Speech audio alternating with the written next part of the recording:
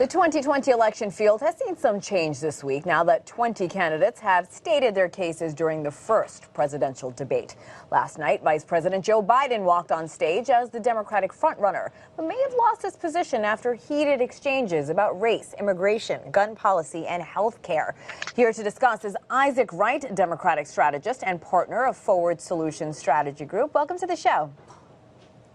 Good morning. How are you? Good morning. Great. Thank you. So let's play a clip of the most talked about moment from last night between Senator Kamala Harris and Vice President Biden. I do not believe you are a racist. And I agree with you when you commit yourself to the importance of finding common ground. But I also believe, and it's personal, and I was actually it was hurtful to hear you talk about the reputations of two United States senators who built their reputations and career on the segregation of race in this country. You know, there was a little girl in California who was part of the second class to integrate her public schools, and she was bused to school every day. And that little girl was me. It's a mischaracterization of my position across the board. I did not praise racist. That is not true.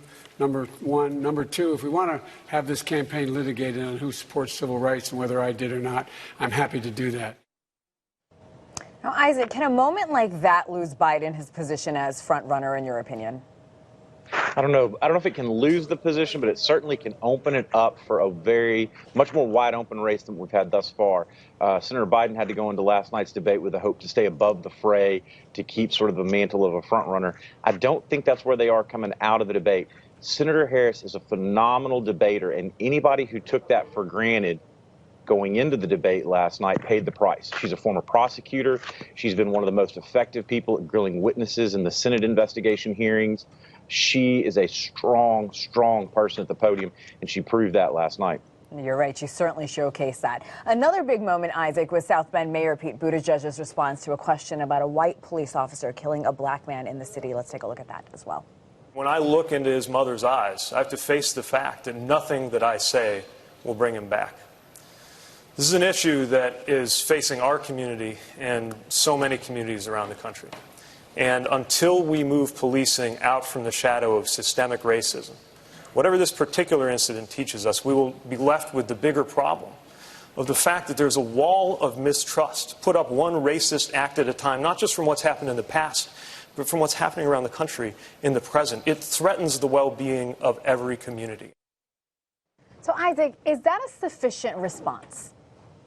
So, look, this has been a tough issue for Mayor Buttigieg's campaign, for his candidacy for a couple of weeks now. I thought actually his strongest part of the answer was the part that was not in the clip you just played, but when he was asked about the makeup of the police force. And he responded simply and plainly, because I didn't get it done.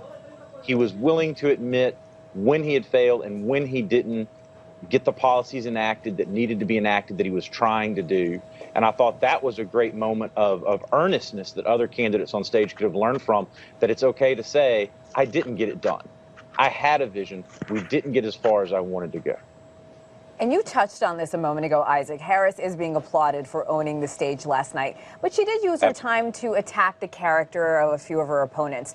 What do you make of this strategy? So I think she needed to have a moment last night to sort of galvanize her campaign. She's in the top. She was already in the top tier of candidates going into the debate last night. She really needed to galvanize as one of the front runners of that top tier, and she was able to do it. I mean, Democrats are going to look for somebody who's tough, who can stand up to Trump on a main stage. She accomplished that last night. And Isaac, I'm really curious to know what you think about this. So let's look at both debates, the last two nights.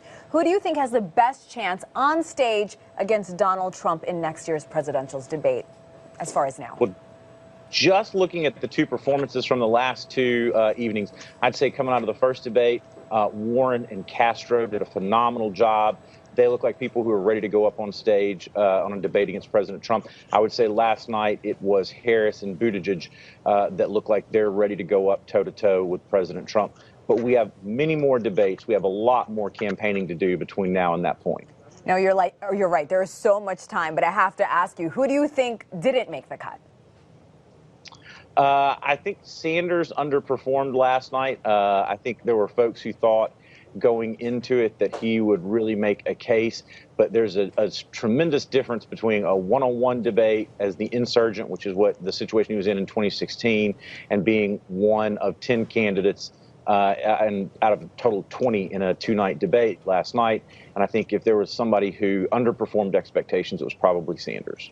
Such an interesting discussion. Democratic strategist Isaac Wright. Isaac, thank you so much for spending time with us this morning. Good to be here with you.